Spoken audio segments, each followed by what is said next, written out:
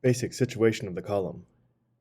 The column Astrological Forecasts by Carol Reiter appears in the Los Angeles Times, a conservative newspaper leaning far to the right wing of the Republican Party. Mr. Reiter is well known in movie circles and supposed to be the private astrological counselor to one of the most famous film stars.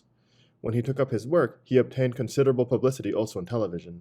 However, his column does not indicate any particular tinge of Hollywood sensationalism or Southern California faddism. The whole outlook of the column is moderate.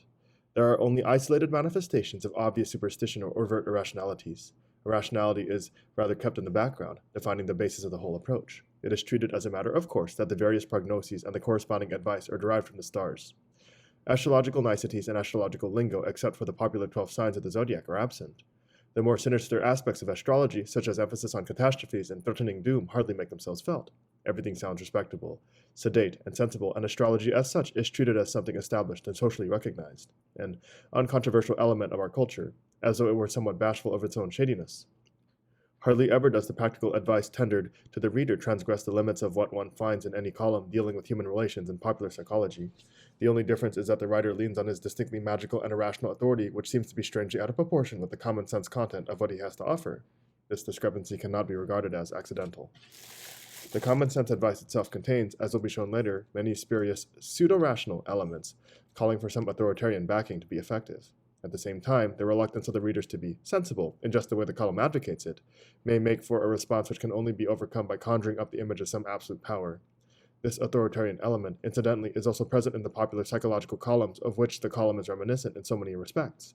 Their authority is wielded by the expert rather than by the magus, while the latter also feels compelled to speak as an expert. Yet, the implicit irrationality of the column's claim to be inspired by the stars cannot be dismissed inasmuch as it sets the stage for its effect and fulfills a highly significant function in dealing with the anxieties and difficulties of those at whom the column is directed. Astrology, although it sometimes pretends to be chummy with theology, is basically different from religion. The rationality of the source is not only kept remote, but it is also treated as impersonal and thing-like.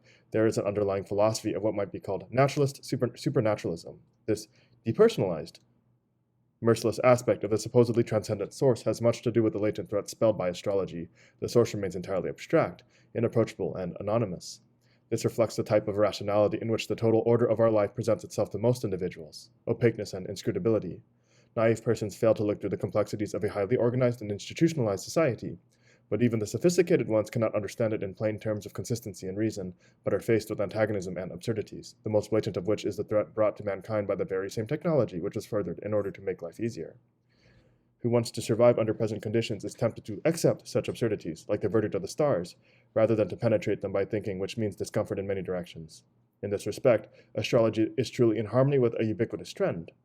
Inasmuch as the social system is the fate of most individuals independent of their will and interest, it is projected upon the stars in order thus to obtain a higher degree of dignity and justification, in which the individuals hope to participate themselves.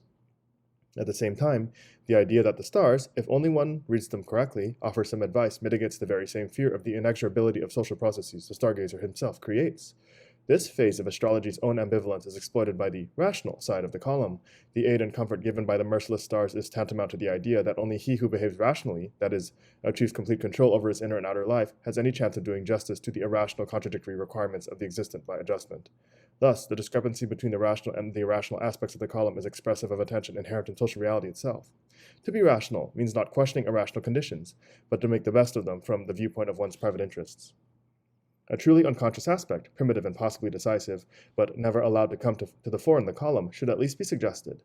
Indulgence in astrology may provide those who fall for it with a substitute for sexual pleasure of a passive nature.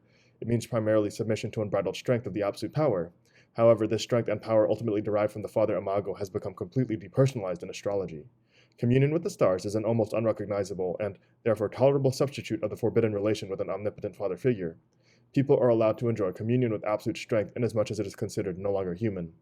It seems likely that the fantasies about world destruction and ultimate doom appearing in more extremist astrological publications than the Los Angeles Times column are connected with this ultimately sexual content, inasmuch as they are the last vestige of the individual expression of guilt feelings grown as unrecognizable as their libidinal source.